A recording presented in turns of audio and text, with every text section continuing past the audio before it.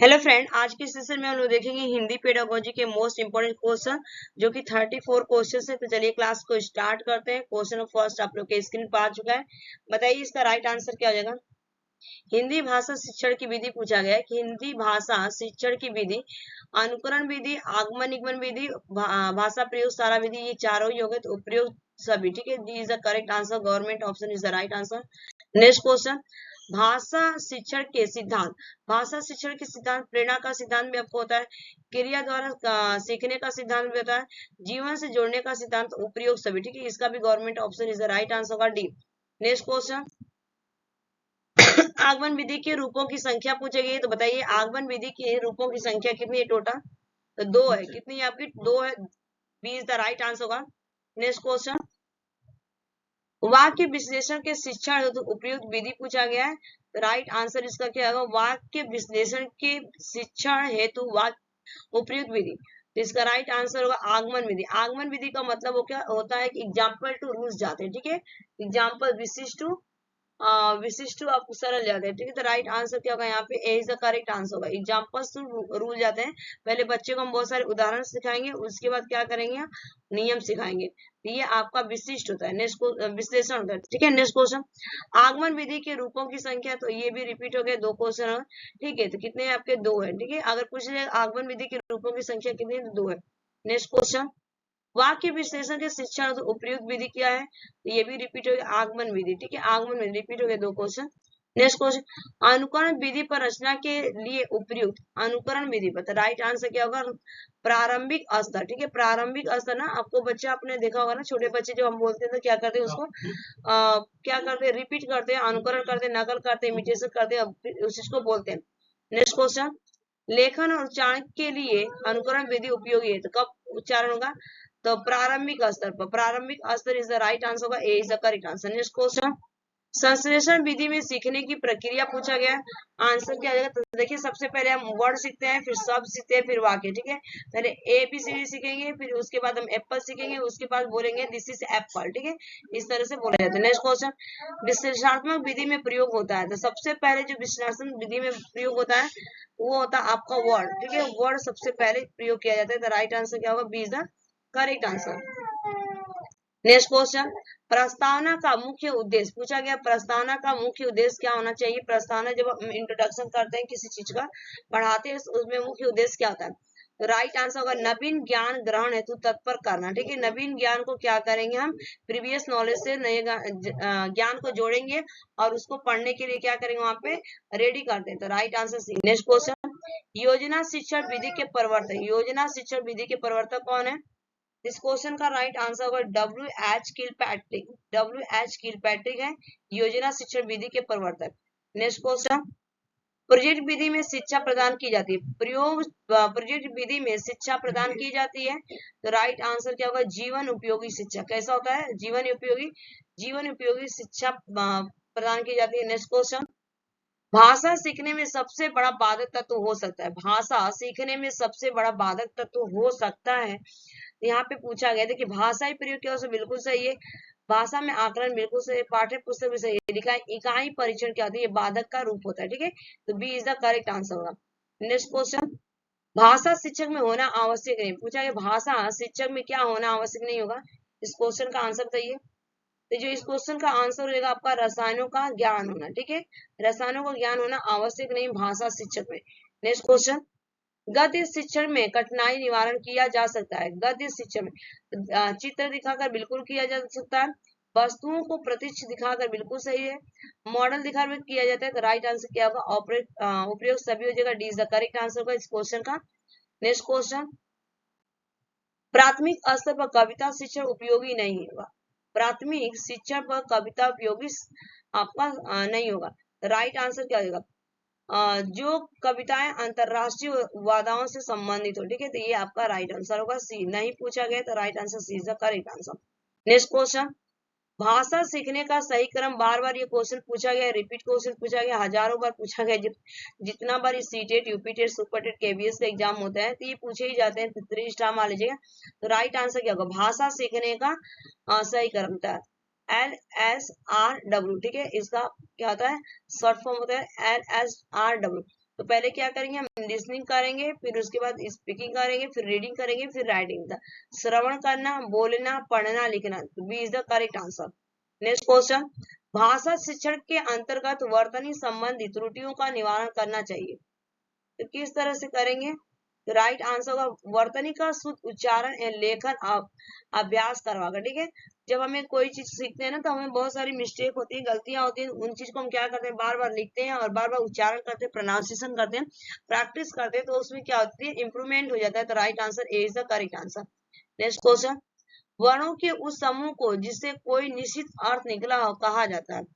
तो क्या कहा जाता है, उसको समूह, वर्ण समूह कहा जाता है। क्या कहते हैं, वर्ण समूह कहते हैं। ठीक है, नेक्स्ट क्वेश्चन, वे कथन जो आपसी व्यवहार में सामान्य रूप से प्रयुक्त होते हैं उन्हें कहते हैं। तो उन्हें जो आपसी, जैसे आपका भाई हो, माता पिता हो, फ्रेंड्स हो, उनसे हम जो बात करते हैं आपस में, तो उस व्यवहार को क्या कहा जाता है, तो उसे कहा जाता है अनौपचारिक कथन कहा जाता है। ठीक है, इनफॉर्मल कहा जाता है। Next question, A is the right answer का इस क्वेश्चन का। नेक्स्ट क्वेश्चन, व्याकरण शिक्षण की वह पद्धति अपेक्षाकृत अधिक उचित है जिसमें, तो व्याकरण से पूछा गया बच्चे नियमों को कंठस्थ कर लेते हैं, बिल्कुल नहीं होगा ये तो। बच्चे उदाहरण से नियमों की ओर जाते हैं, बिल्कुल सही है कि बच्चे को क्या करेंगे, हम पहले उदाहरण बहुत सारे देंगे, एग्जांपल्स देंगे, ज्ञान से अज्ञान की तरह हम ले जाते हैं। ठीक है, तो राइट आंसर क्या होगा यहाँ पे, B is the correct answer होगा। नेक्स्ट क्वेश्चन, इस क्वेश्चन का आंसर बताइए, बच्चों में भाषा प्रयोग की दक्षता विकसित करने के लिए आवश्यक है। तो किस तरह से आप बच्चों को भाषा विकसित कर सकते हैं, तो राइट आंसर क्या बताए, इसका राइट आंसर होगा उन्हें सुनने और बोलने की पूरी आजादी हो।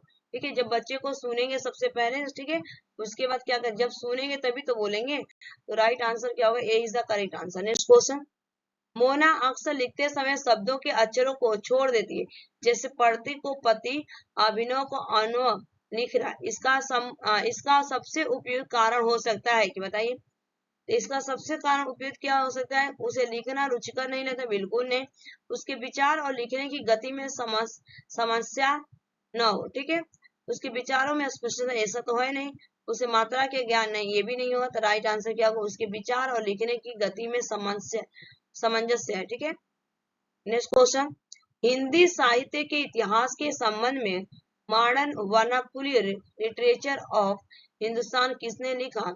आंसर होगा जॉर्ज अब्राहम ग्रिशियन है, George Abraham Grierson, B is the correct answer होगा इस क्वेश्चन का। नेक्स्ट क्वेश्चन, प्राथमिक स्तर पर कौन सी गतिविधि बच्चों की मौखिक अभिव्यक्ति के विकास में सबसे कम प्रभावी है, सबसे कम। तो घटना वर्णन करना बिल्कुल सही है। ठीक है, कहानी को अपनी भाषा में कहना ये भी सही है, चित्र देखकर कहानी लिखना ये भी सही है, लेकिन कहानी को शब्द से दोहराना, ठीक है, रिपीट करना, ये सबसे कम प्रभावी है। तो B is the correct answer. Next question, मुहावरे अलोकोक्तियों का प्रयोग के संदर्भ में कौन सा कथन उचित है। मुहावरे, तो देखिए जो मुहावरे होती है, लोकोक्तियां होती हैं, तो यह भाषा प्रयोग को प्रभावी बनाते हैं। ठीक है, राइट आंसर क्या होगा यहाँ पे, B is the correct answer होगा। नेक्स्ट क्वेश्चन, नीता ने सभी बच्चे को एक अनुच्छेद दिया जिसमें प्रत्येक पांचवी शब्द की जगह रिक्त स्थान था जिसे बच्चों को भरना था। नीता ने किसका प्रयोग किया, बताइए इसका आंसर क्या होगा। ये बहुत बार किया जाता है, बच्चों को करवाया जाता है, तो ये इसका राइट आंसर होगा क्लोज परीक्षण। ठीक है, क्लोज दिया जाता है, जैसे यहाँ पे एक मैं परीक्षण बता दूं, यहाँ पे इस तरह के बॉक्स बना दिए जाते हैं, और यहाँ पे, ठीक है, यहाँ पे सी लिख दिया जाएगा, यहाँ पे आपका डब्ल्यू लिख दिया जाएगा, और यहाँ पे सी लिख दिया जाएगा, यहाँ पे भी डी लिख दिया, इनके बीच क्या आएगा, ओ आएगा। ठीक है, कॉर्ड बन जाएगा, ये काउ बन जाएगा। तो ये आपका क्लोज परीक्षण होता है, क्लोज टेस्ट होता है। ठीक है, तो D is the right answer. Next question, Sunita अक्सर स को स बोलती है, सुनीता की भाषा शिक्षिका के रूप में आप स्थिति के बारे में क्या कहेंगे। ठीक है, श को क्या बोलती है, स बोलती है, तो क्या करेंगे, भाषा की त्रुटि का होना, बिल्कुल नहीं। क्षेत्रीय भाषा का प्रभाव क्या है, उसकी जो मदर टंग है ना, उसका प्रभाव है। ठीक है, तो राइट आंसर क्या होगा, B is the correct answer. Next question, निम्नलिखित में से कौन सा प्रश्न बच्चों की भाषा क्षमता के विकास में सर्वाधिक सहायक है।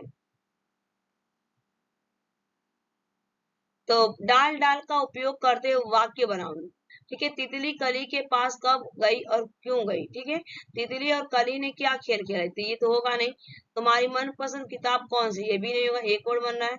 और तितली कली के पास कब गई होगी और क्यों, ठीक है। और डाल डाल का उपयोग करते हुए वाक्य, तो राइट आंसर क्या होगा, डाल डाल का उपयोग करते हुए माने ओपन एंडेड क्वेश्चन बनाना है, एक से ज्यादा क्वेश्चन, ठीक है। तो राइट आंसर क्या होगा, जैसे पूछा जाता है ना तुम्हारे पिता का नाम क्या है, व्हाट्स योर फादर नेम, तो वहां पे बताएंगे पापा का नाम। अगर पूछ लिया जाएगा ना, अगर धरती पर पेड़ नहीं होंगे तो क्या होगा, तो सबके अलग अलग वहां पे क्या होगा, विचार होंगे, ठीक है। तो right answer is the correct answer. Next question, सामाजिक अंतरक्रिया की अवधारणा किससे संबंधित, सामाजिक, आपको पता ही है, जहाँ पे सामाजिक आ जाए तो राइट आंसर क्या होगा, तो सामाजिक के बारे में आपके वाइगोस्की जी बात करते हैं, तो right answer D is the correct answer. Next question, Skinner, ये स्पिनर नहीं है, ठीक है, स्किनर टाइपिंग एरर, स्किनर ने भाषा सीखने की प्रक्रिया में सर्वाधिक बल दिया, तो किस पे सबसे बल दिया था स्किनर ने, तो आप सभी को पता है कि राइट आंसर क्या होगा, अनुकरण, अनुकरण, ठीक है। अनुकरण का मतलब क्या होता है, नकल पर उन्होंने सबसे ज्यादा जोर दिया था स्किनर ने, और किस पे उन्होंने प्रयोग किया था, तो बताइएगा,